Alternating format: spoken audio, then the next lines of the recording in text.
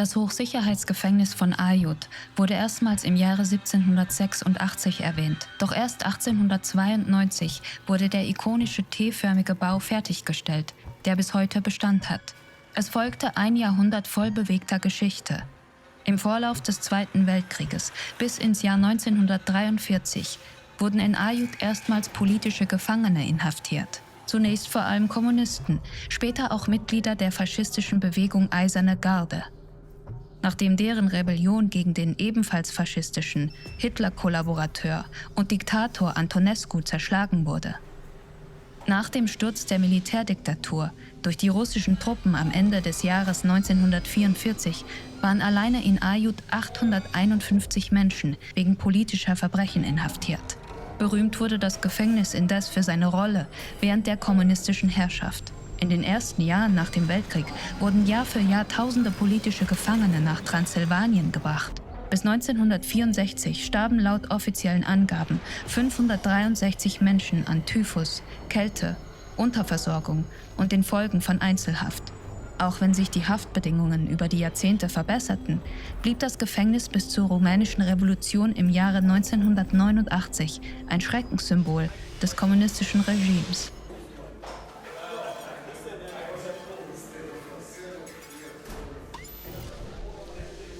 Yes, das bin ich.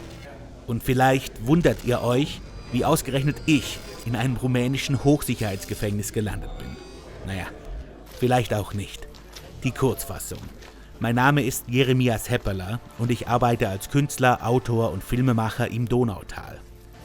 Diese Geschichte aber beginnt in Atakpamé, wo ich während einer Residency zur deutschen Kolonialgeschichte in Togo geforscht und gearbeitet habe. Während dieses Aufenthalts habe ich den Künstler Stefan Balog aus Rumänien kennengelernt. Der kommt hier später auch noch zu Wort. Und Stefan hat mich irgendwie fasziniert. Sein Verständnis von Kunst war ein anderes als das meinige. Stefan ist professioneller Bildhauer, Kurator und Maler. Ich bin ein ewiger Ausprobierer und Remixer. Aber man hat schnell gemerkt, dass dieser Typ Dinge auf den Weg bringt und Dinge verändert. Irgendwann hat er in einem übertrieben heißen Konferenzraum von seiner Arbeit im Hochsicherheitsgefängnis von Aiud erzählt. Stefan arbeitet seit vielen Jahren pädagogisch mit Gefangenen und hat vor beinahe 2 Jahrzehnten ein Prison Art Camp organisiert, bei dem Künstler aus aller Welt im Gefängnis gemeinsam mit Insassen an einem Ausstellungsprojekt gearbeitet haben und auch dort lebten. Ich war sofort Feuer und Flamme. Stefan, wenn du irgendwann wieder so ein Projekt auf die Beine stellst, dann ruf mich an. 1,5 Jahre später hat er mich dann angerufen. Und da bin ich jetzt und nehme euch mit auf eine Reise in eine andere Welt. Das Projekt wurde teilweise von einem Kamerateam begleitet, deren Material ich nutzen darf. Ansonsten konnte ich auf so, halblegalem Wege mit einer GoPro filmen. Mein Material sieht dementsprechend aus. Aber damit müsst ihr jetzt leben.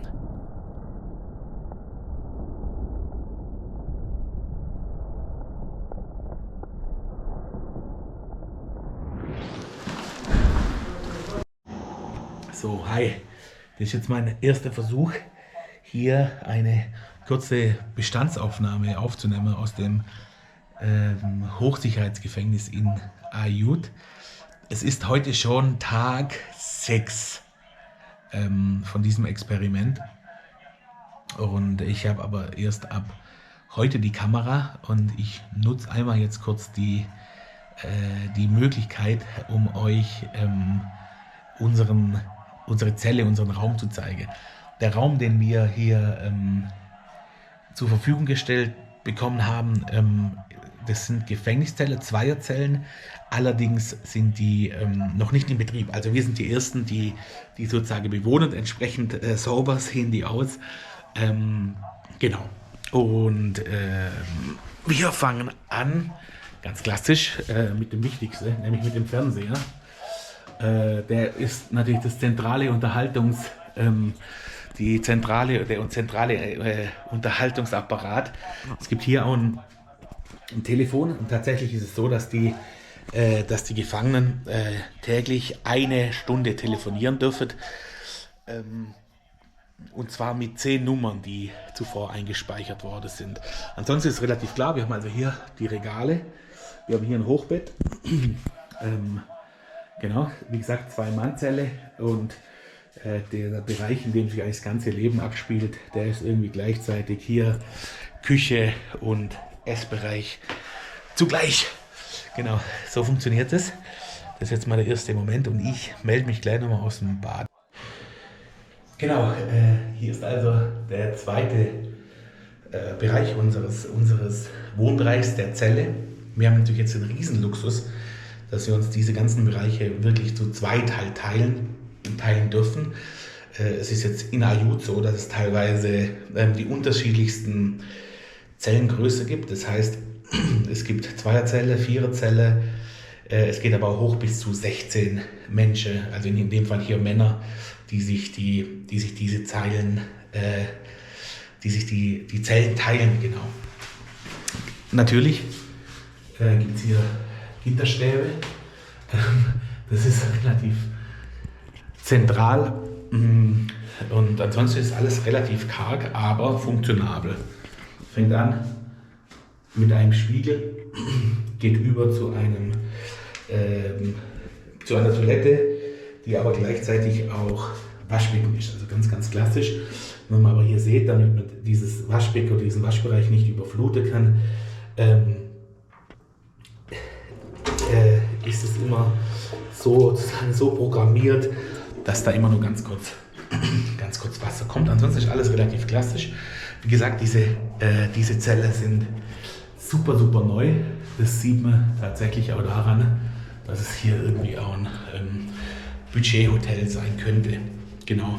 Was ich vielleicht jetzt noch vergessen habe, ist zu sagen, wie dieses Projekt insgesamt funktioniert. Wir sind jetzt hier acht Künstler, die für knappe 2 Wochen in diesem Gefängnis leben und arbeiten. Mehr oder weniger unter Gefängnisbedingungen. Und wir arbeiten praktisch in Workshops zusammen mit Insassen und am Ende oder im Endeffekt entsteht dabei eine Ausstellung. Das ist erstmal so ganz grob, so funktioniert es.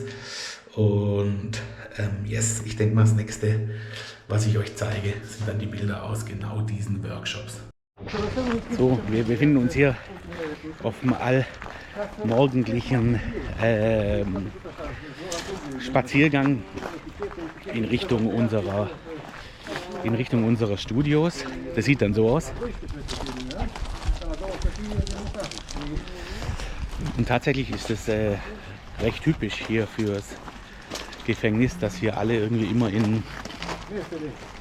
in Gruppen marschieren und auch alle relativ langsam. Das ist also ein ganz typisches Bild, dass sich Gruppen, die jetzt hier zum Beispiel zum Arbeiten gehen oder zum Sport oder so, sich immer sehr, sehr langsam bewegen. Und dem Rhythmus haben wir uns jetzt auch, passen wir uns dann an, wenn wir hier morgens als Kolonne in Richtung der Arbeit marschieren.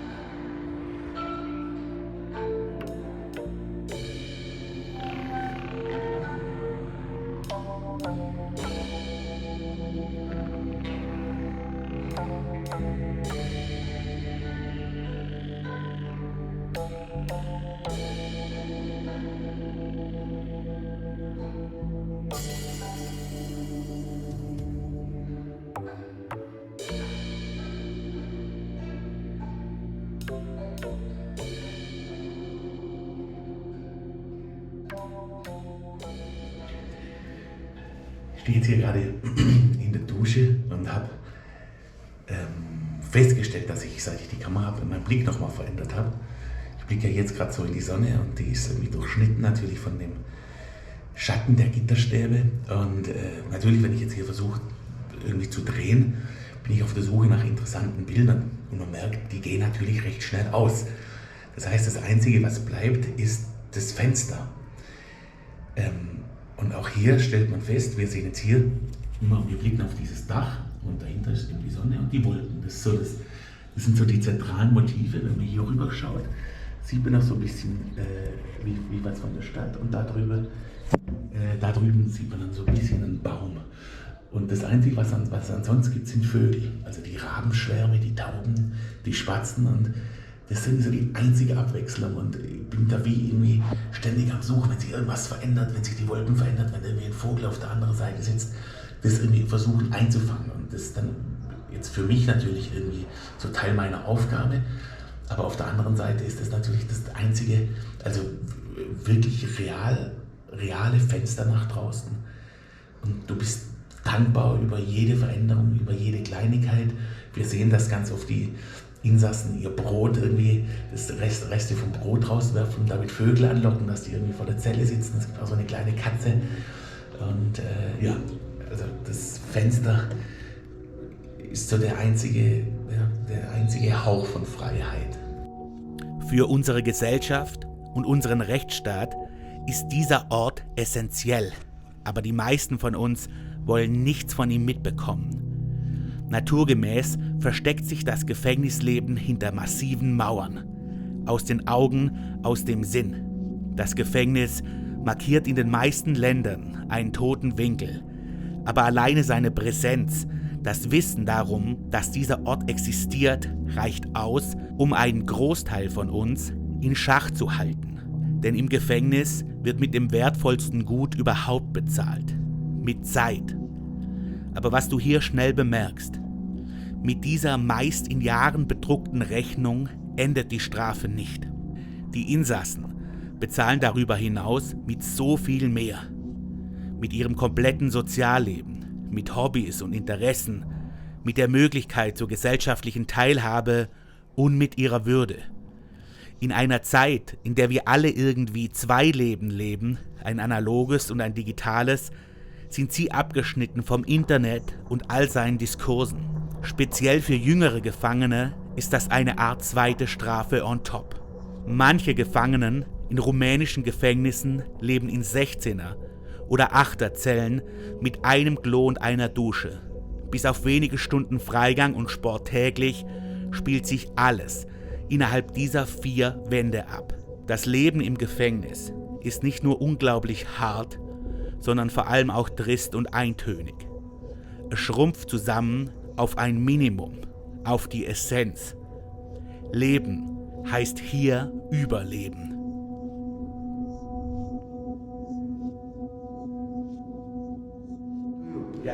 I'm Michael. I'm 32 years and I'm a convict. I have the life sentences. I'm here from 12 years and I will have like 7 years to go back home.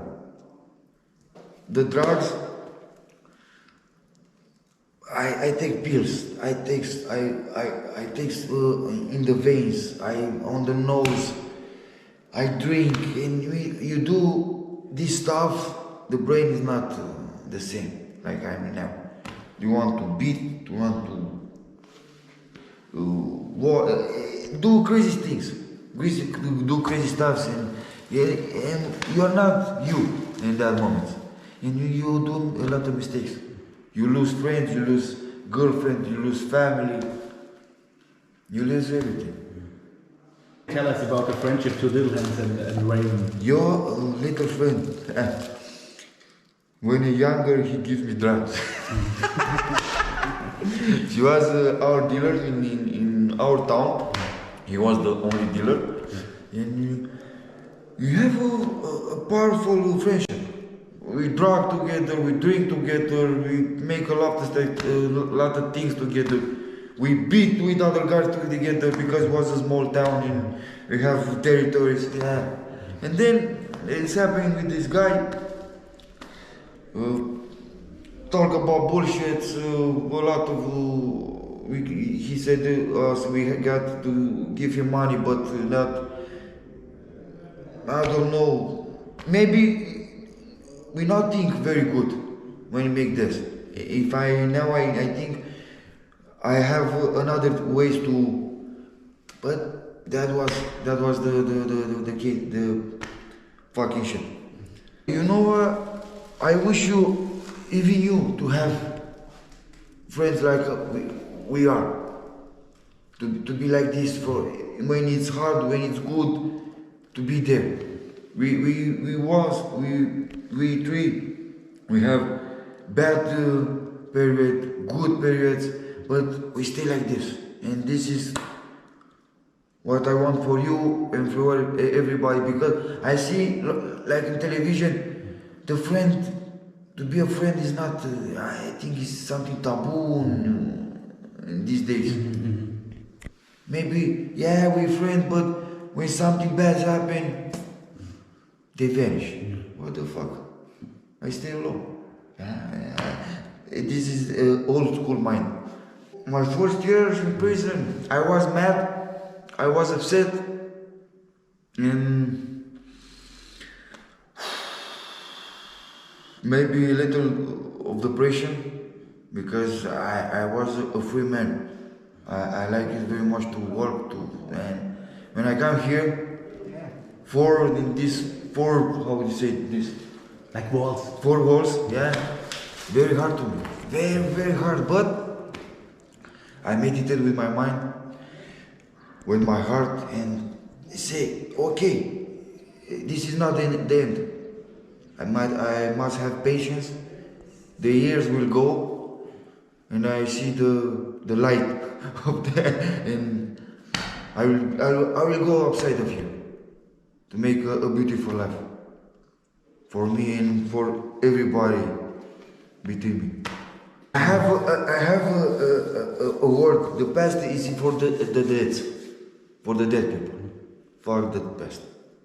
I cannot change everything, nothing about the past, and I'm here for the present and a little bit for the future. Not very much, because I will stay in the future and I forgot the present. It's very much in present, fuck the past and a little bit of the future. This is how I. That's the way to do. This is how I think. Yeah. You know, I'm here for 20 years to stay. I must stay here 20 years. I lose my family, my father, my grandparents. Look, they raised me. They made me big. And they die. I don't know where they, how to say, they buried. I don't know nothing. And it's here a heart. It's a pain in my heart. This is the first thing what I will do when I go over here. I will go and find their graves, I say good, and put how we say it? A candle, and say that I'm sorry. This is the first thing when I go out. This is the first thing what I will do. Nothing else. Just is the one. If you tell me also 3 or 4 years ago that I will make all of this, I will not go. What the fuck are you saying? No, me theater, no, painting me, no. But I'm a handyman. I like to play chess. I like to make sport. Now I like to paint. I like to draw. I like to make theater. I'm feeling very good when I play. It's very. In my mind is I'm happy because I have so many stuff to do, And I'm not thinking I'm here. My mind is of there, and I'm very happy for this. I'm very, very happy. I want, when I go outside of here, maybe you on the table, many guys, girls, and I talk like we talk. And just you know that I was in prison. And maybe 2-3 hours, when you see how I am, you say, that guy makes 20 years of prison. And I want to see their faces now. Wow, I don't believe. This is what I want to do. It's one of many things what I want to do. I don't want to see nobody that I was here and I make prison. So, einmal Wechsel der Szenerie. Ich bin jetzt hier in unseren Arbeitsräumen. Wir haben insgesamt 3 Klassenzimmer hier in der Gefängnisschule und hier wird gearbeitet. Genau. Und ich sitze hier an meinem Arbeitsplatz, an dem wir alle relativ klassische Gemälde, mit relativ klassischen Gemälden auseinandersetzen. Ich habe jetzt hier einmal eine Arbeit gezeichnet, die beruft sich oder umgesetzt, die beruft sich auf den Besuchsraum hier im Gefängnis, den wir besichtigen durften und dort speziell auf diese Ecke, in der es so ein bisschen Kinderspielzeug gab. Genau, das hat mich irgendwie nachhaltig beeindruckt und mir irgendwie klar gemacht, was das vor allen Dingen irgendwie für die draußen bedeutet, die warten. Ja? Und vor allen Dingen für Kinder ist es natürlich ein unfassbarer Einschnitt. Und genau, ich habe versucht, das irgendwie in dieser Arbeit zu verarbeiten. Und das Don't Pray For Me ist eine Tätowierung von einem Insasse, der hier mit uns arbeitet. Und er bezieht sich ja irgendwie auf diesen Komplex. Also so, kümmert euch nicht um mich, ich kriege das schon irgendwie auf die Reihe. Genau. Und das zweite Bild, das ich gemacht habe, ist so ein für mich relativ klassisches Motiv. Ihr seht es, das bezieht sich dann hauptsächlich und vor allen Dingen auf Tattoos, also auf das ganze, auf den ganzen Komplex von Tätowierungen, der hier im Gefängnis natürlich auch eine riesengroße Rolle spielt. Ich bin hier im Garten der Gefängniskirche. Das ist eine orthodoxe Kirche und tatsächlich wird da jeden Tag ein Gottesdienst angeboten und es gibt auch Angebote für Insassen, die einer anderen Religion angehören. Und hier gibt es auch einen Gefängnispfarrer, der sich dann darum kümmert. Und genau, wenn man diesen Blick hier einmal schwenken lässt, sieht das alles ein bisschen idyllischer aus, als man sich vielleicht, als man es eventuell erwarten würde von einem Gefängnisgarten. Genau, also alles sehr idyllisch. Recht viel ehemalige Kunstprojekte hier an der Wand. Genau. Eine Sache, die ich jetzt hier in dieser Zeit im Gefängnis noch super spannend fand, war die Präsenz, die dann Kunst irgendwie doch hat. Also ihr seht ja hier die verschiedenen Wandgemälde, die hier teilweise wie in Graffiti-mäßig installiert wurden. Aber es gibt auch noch andere Kunst, die hier total präsent stattfindet. Unter anderem in Form von Tätowierungen. Also die Tattoo-Kultur ist irgendwie super präsent. Ganz viele Häftlinge haben Tattoos. Und das Spannende dabei ist, dass es eigentlich nicht wirklich legal ist und es halt trotzdem passiert. Also es findet irgendwie immer einen Weg hier rein. Es wird dann teilweise mit dieser Spirale aus den Kugelschreibern werden Nadeln gebastelt, mit Tinte aus dem Kugelschreiber wird dann gestochen. Das ist total faszinierend. Und es gibt unter anderem auch eine Kultur, die aus Seifen kleine Skulpturen baut, kleine Pflanzen, die werden dann verkauft für Zigarettenpacks und so weiter. Und das ist irgendwie total spannend, dass man Kunst dann irgendwie doch nicht aufhalten kann. Also sie findet hier statt, obwohl sie teilweise verboten ist, aber es liegt irgendwie auch in der Natur, des Menschen, Dinge zu erzählen, Dinge zu bauen und basteln. Genau, das ist der Modus und das ist super, super spannend. Und hier ist super präsent in diesem Bereich vom Gefängnis, der so ein bisschen als Rückzugsort funktionieren soll. Hier gibt es eine Kirche, hier gibt es Bäume, alles ein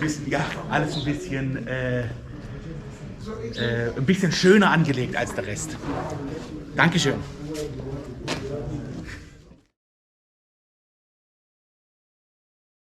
So the idea of the prison art camp was born in 2008, and it was realized in 2008, like the first edition here in the maximum security prison from Aiud, and in that moment was an absolute world premiere. Nobody did it before us, nobody did it after us.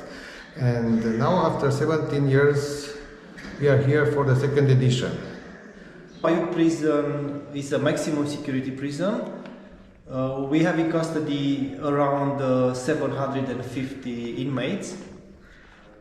This project is a very complex one, developed together with our partners from InterArt Foundation. We think that art have a social meaning, a social function, and we try to involve inmates in art activities because art help inmates to develop, to grow, and helps also in social reintegration after the sentence. So we try to develop as more artistic projects as possible, and we try to help in this way the inmates to cope with the reality of incarceration, and also to help them to be more social, to be more prepared for liberty. For 17 years I searched for a group who understand what we want to realize and understand the challenge and the responsibilities, and it was not easy. Every year some artists say yes, it is interesting, but nobody accepted the challenge as a certain answer. Yes, I want to be there. Now we have this group, these 8 artists, great artists, and brave men, because it's not easy to stay 2 weeks inside the maximum security prison in the same conditions. I mean, to be locked, to have the same program, and to be without your usual freedom. I like a lot if I paint, but I like it much more if somebody appreciates it. See? A lot more. I'm not saying that I'm doing this for somebody else, I'm doing it for me, but it's very nice for somebody to look and say, wow, this pushes me forwards. And if somebody likes it, then I think I'm doing something well, something good. And it takes me off of this place, and well, it takes me in a journey, something like it, and it's nice to be appreciated. That's kind of it.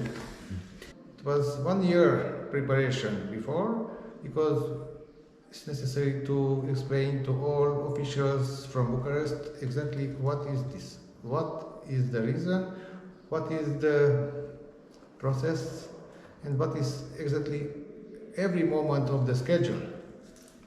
And now we will see after the camp the result. How did I describe? It was a big challenge from the beginning to the end. So, as well as artistically, as well of like psychology, like behavior, because I've changed in some kind of direction probably. I don't know yet, it will come afterwards. So, I can just say it was good. The most important part of this collaboration is the personal relations Stefan and the other people in his staff develop with inmates. It's like a mentoring, it's like a coaching, not only for arts but also for life. And this, in my opinion, is the most important thing. But actually, I learned a lot more in a few days than I learned in a couple of years by myself. A lot more. I can understand a lot more, and I still want. I'm hungry for knowledge in this way, and I think you all helped me a lot. Stefan is going to help me still by bringing me something that I can draw with a dummy from wood, something like that, so I can experience the colors. I'm going to remember everything you all said and everything, so everything is going to be great. Art in my corner suggests my prison life.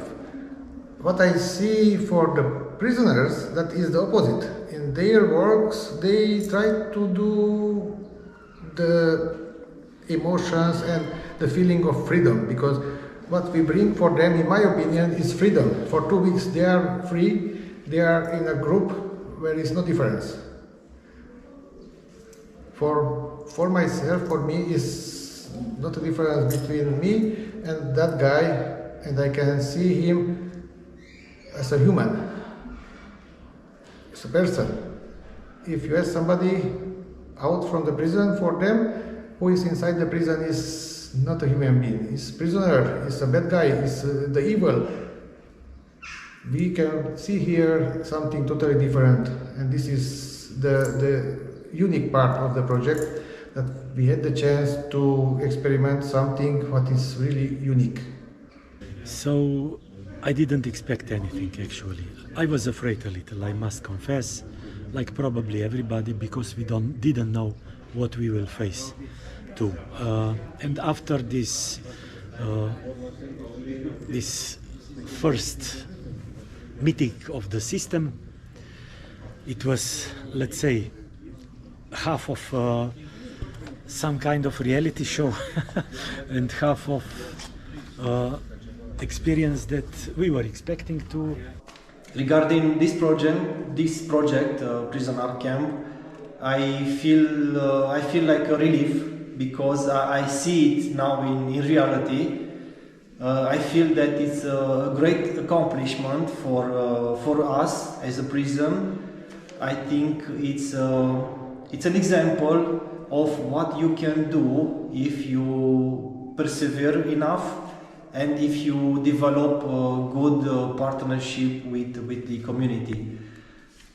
I think it's a unique project. In fact, I think we all have something to learn from this project. Also, you from the whole Europe, as you said. For inmates, it's an excellent opportunity to develop, and for us, also for the employees of Aiud Prison, and I mean maybe not directly, but for all the employees of the system, it's an example of what you can do if you are open-minded and if you are creative in your approach. I noticed how they want to create. Of course, it's also the way how they escape the reality in this way. So I think if they will keep this creation, let's say, background, it will be much easier for them to go over it until the end. So if I did something in this direction, I'm very satisfied. We all know in Romania, at least, it's not easy to live doing art. But this project, it's beyond that. This project it's about giving them hope. It's the only art symposium organized in a maximum security prison, and it's not for fun. This is for real, and it's for life experience. It's about giving them a boost in self-esteem and to build their trust in themselves and in society also. I never dreamed about having anybody to teach me something, because you see, from 2014 till now, it was a long time that I learned everything by myself. So all by myself, it was very hard. Knowing the colors, distinguishing the colors, doing some lines, trying to do it all over again, because every painting has its time. And now I got all the way for nobody to taught me anything, but now, well, this is great. It's going to be great. I think it's going to be very great, very nice, of course. Wir sind natürlich jetzt in intensivem Austausch mit den Insassen, weil wir einfach diese gemeinsame Aufgabe teilen. Und dabei wird natürlich klar, welche Schwierigkeiten oder Besonderheiten dieses Leben hier mit sich bringt. Und wir sind natürlich hier wie in so einer kleinen Blasewelt. Es gibt einen ganz entscheidenden Unterschied. Wir gehen wieder raus und für uns ist das Gefühl immer da. Trotzdem dürfen wir uns natürlich so kurz in dieses Leben reindenken und an manchen Stellen merkt man irgendwie auch, was es irgendwie wie automatisch mit einem macht. Und man spürt hier jetzt natürlich schon, dass der Privatraum erstmal natürlich eingeschränkt ist, weil du immer mit anderen Menschen unterwegs bist. Also auch zum Beispiel gibt es hier, also selbst beim Freigang oder Ähnlichem, bist du natürlich immer in einer Gruppe unterwegs. Es ist praktisch immer jemand dabei. Bei jedem Schritt, den du machst, musst du wie auf die Erlaubnis warten. Das ist das Erste. Und das Zweite ist natürlich, dass sich weite Teile vom Leben hier auf sehr engem Raum abspielen. In unserem Fall ist es jetzt wie halt, keine Ahnung, wie ein Hostelzimmer, oder so fühlt es sich an, ja, weil es natürlich auf Zeit ist. Im anderen Fall, ja, teilst du einen Raum mit 16 Menschen, und zwar nicht nur auf Zeit, sondern, also auf Zeit, aber für Jahre. Und das führt zu so vielen Kleinigkeiten, wenn man irgendwie drüber nachdenkt, ja, dass es einfach es wird eine total andere Art von Leben und eine ganz andere Herangehensweise. Man ist auch irgendwie total darauf angewiesen, das haben wir jetzt auch schon gemerkt, total darauf angewiesen, ja, was Leute von außen irgendwie machen. Also jemand natürlich, der die Tür aufschließt, jemand, der irgendwie Essen bringt. Über das alles verlierst du irgendwie ja die Entscheidungsgewalt. Ein Gefangener beschrieb es wie folgt. Sein Ruf war gefestigt. Das Gefängnis aller Gefängnisse. Es wurde zu einem Symbol. Zum Allerheiligsten. Passend dazu heißt es in einem CIA-Bericht aus dem Jahre 1954. Das Gefängnis von Aiud ist eines der größten und härtesten in Rumänien. Politische Gefangene erhalten weder Briefe noch Pakete aus der Heimat. Nur gelegentlich dürfen sie nach Hause schreiben und sich Winterkleidung bestellen. Die Strafe besteht in der Einsperrung in einem Reservat, einer fast luftleeren Kiste, Zwangsarbeit oder Arbeit am berühmten Donau-Schwarzmeer-Kanal. Und auch der umstrittene, weil zunächst faschistische und später kommunistische Dichter Radu Gier, der unter anderem Berühmtheit erlangte, weil er in Aiud für ein Gedicht zum Tode verurteilt wurde, widmete seiner Zwangsheimat einige markante Zeilen in seinem Text Aiuds Fluch. Aiud, Aiud, du schrecklicher Fehler, sei bitte so gut und zerbrich in Stücke. Zerfließe zu Kies, verbrenne zu Asche. Möge das deinen Hunger auf Angst endlich stillen. Michael hat mir heute eine Story erzählt, und zwar, dass er für einige Wochen, und das ist schon länger her, weil er dann auch in ein anderes Gefängnis versetzt wurde, deshalb ein Smartphone hatte. Und das Interessante ist so plus minus meine Generation, und das war das erste Mal, dass er ein Smartphone in der Hand hatte. Also er hatte keine Ahnung, wie dieses Medium funktioniert. Und tatsächlich ist es so, wenn du hier drüber nachdenkst, gibt es eigentlich nur 2 Kommunikationsgeräte, die hier aktiv sind. Das ist einmal, ihr seht es da drüber, der Fernseher und dann noch das Telefon. Und interessanterweise sind das eigentlich 2 Medien, die tot sind. Also die existieren, zumindest jetzt in der jüngeren Generation, nicht mehr real als Medium. Das ist alles komplett auffressen worden durch Smartphone. Aber hier bist du total angewiesen auf lineares Fernsehen, also das gibt dir dann aber auch Musik, Film, Nachrichten, alles beziehst du über den Fernseher und aufs Telefon. Und wenn ich an mich denke, für mich gibt es keinen größeren Horror, als zu telefonieren. Das geht es nicht allen so, aber hier ist es der einzige Weg.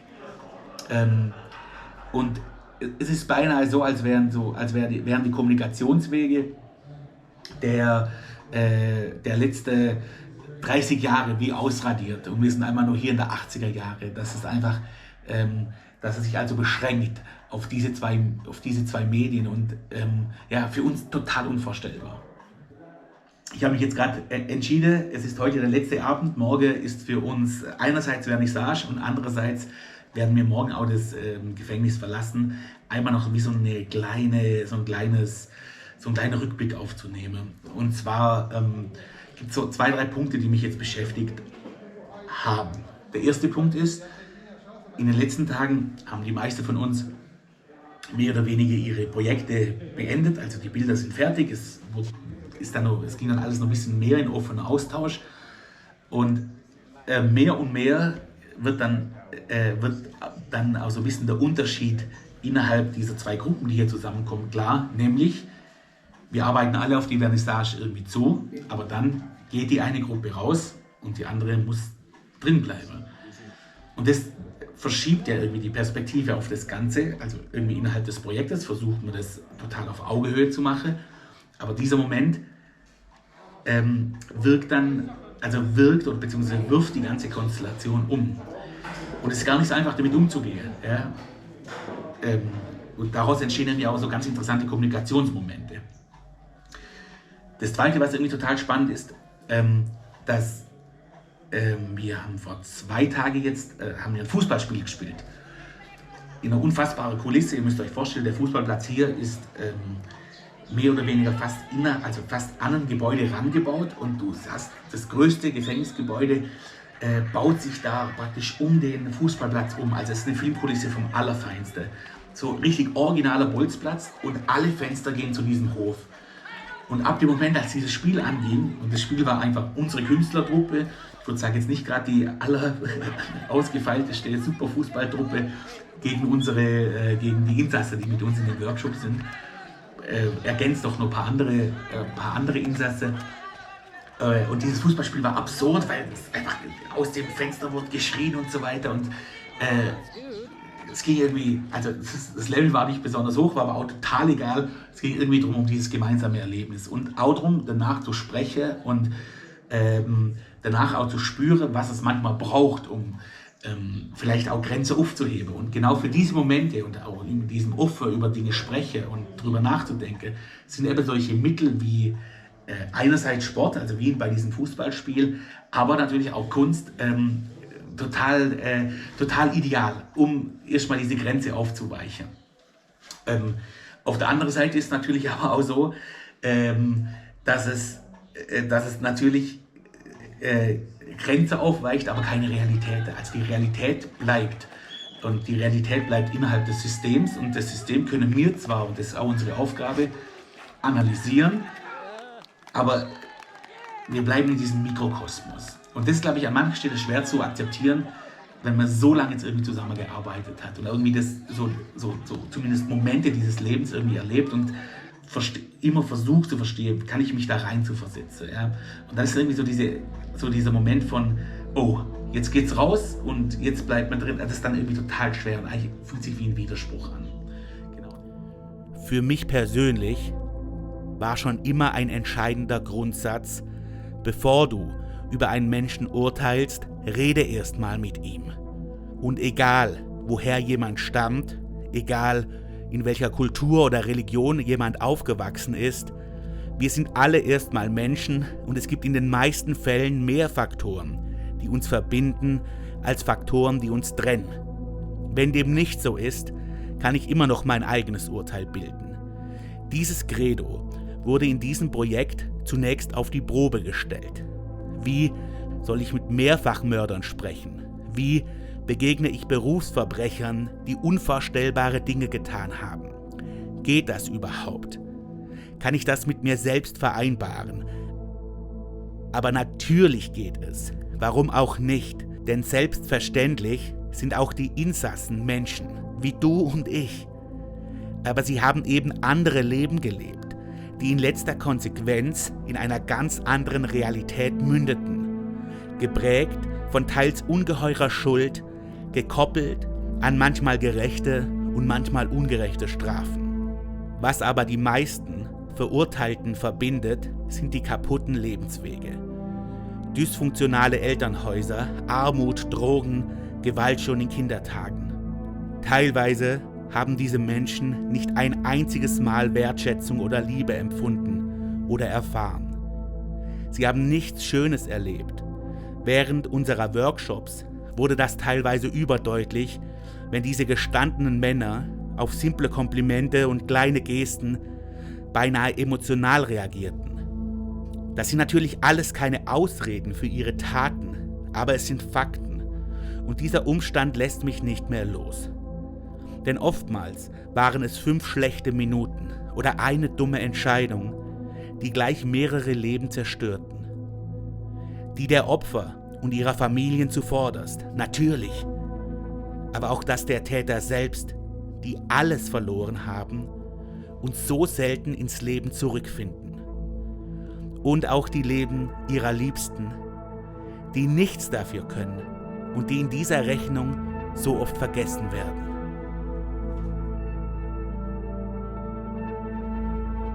Das ist also wirklich auch irgendwie sehr, sehr, sehr speziell, obwohl es für uns, das muss man auch sagen wir immer wieder, sich das Smartphone irgendwie, also das nicht mehr vorhandene Smartphone, sich fast wie eine Art Befreiung anfühlt, zumindest jetzt noch. Das ist wahrscheinlich so ein bisschen das Gefühl vom ersten Corona-Lockdown, wo man auch so ein Gefühl von Erleichterung hatte. Und hier ist es, glaube ich, auch so, man muss sich hier um nichts kümmern, das ist ganz gut, die Mails sind weg und so. Und natürlich vermisst man viele Dinge, aber nicht so, dass man jetzt sagt, ich halte es nicht aus, will es eben so. Wir genau wissen, ich kann mich drauf freuen, ja. Es ist sehr schnell wieder da. Ja, und das ist schon wirklich, dieses Gefühl ist irgendwie ganz, ganz schwer zu ertragen, also sagen wir so im empathischen Moment, wenn man sich in die Leute jetzt hier hineinversetzt. Auch wenn man natürlich weiß, ja, es gibt Gründe, warum wir hier sind. Aber es ist so ein wahnsinniger Einschnitt. Und der allergrößte Einschnitt ist vielleicht das Letzte, was ich sagen möchte, ist natürlich die Zeit. Ja. Die Zeit geht anders. Und im Moment für uns ist es ein Erlebnis irgendwie noch oder vielleicht auch ein Experiment, aber irgendwann ist es halt dann einfach nur noch Zeit, die du gefühlt verlierst, die du absitzt. Und genau, also eigentlich sagen wir immer, wir wollen unsere Zeit nutzen, nutz deine Zeit. Und das geht hier nicht. Also natürlich geht's durch Lesen, durch Spiegeln, durch Dinge, die man sich irgendwie drauf schafft, durch Sport, durch Kunst. Aber im Realen ist das Gefühl immer da, ich könnte jetzt was anderes machen, ich würde jetzt was anderes machen. Und das ist schon wirklich brutal.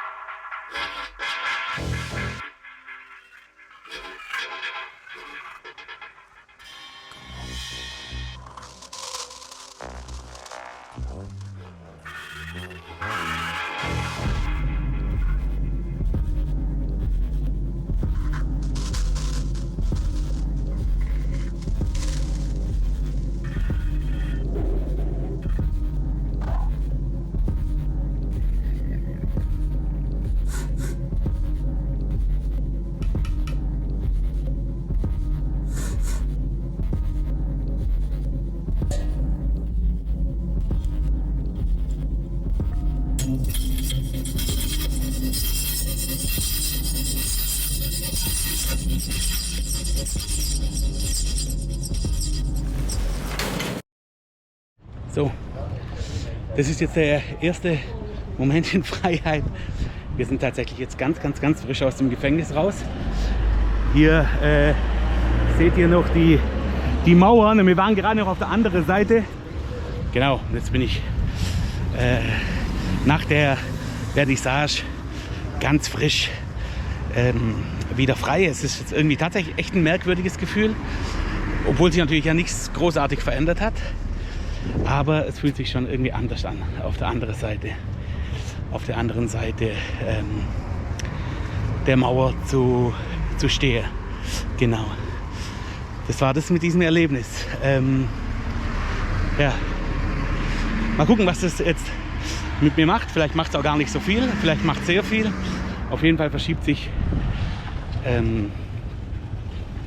durch so eine Erfahrung definitiv die der Freiheitsbegriff. In welche Richtung bin ich mir noch nicht ganz sicher. Genau.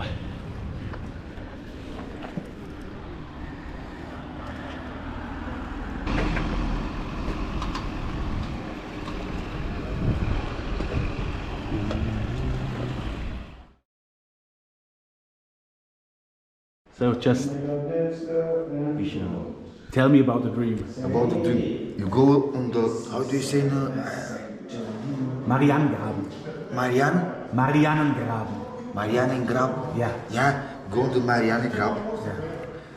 Yeah. One night, the sky must be clean. No clouds, just stars. But because when it's clean and no light, it's very clean. You can see everything and go and swim. You hear just the water, you see just the sky, and in your mind you can do a lot of imagination. How deep is it? You can say that are you flying or you are between the heaven and the hell. You are in the middle. You can do a lot of imagination. You must try it. Must try it. I think it's something.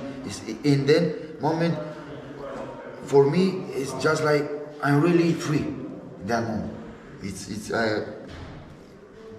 the you are in the, how do you say? Just the nature can do. The nature will do everything that he want to you, and you're nothing. In that moment, you're nothing. You just stay and feel that you are alive. And yeah, it's great. Just try it, and you like it. You like it.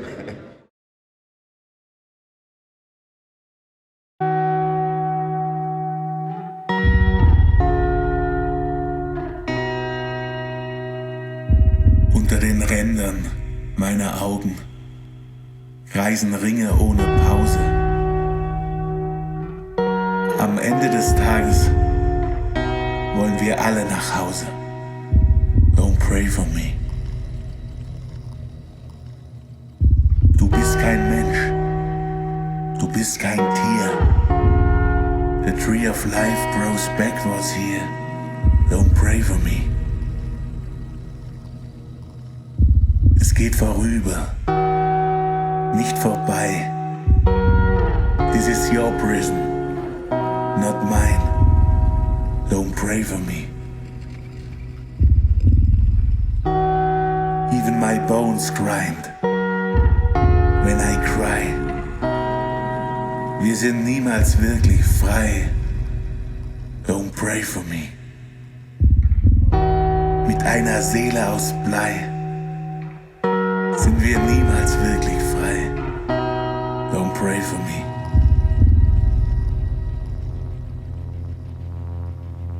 Ratten und Raben, Wasser und Brot, Narben und Tränen, Salz schmeckt nach Blut. Don't pray for me. Jeder Baum wird zum Wald, jedes Dach zum Gebirge, jeder Vogel ein Omen und jede Katze ein Tiger. Don't pray for me.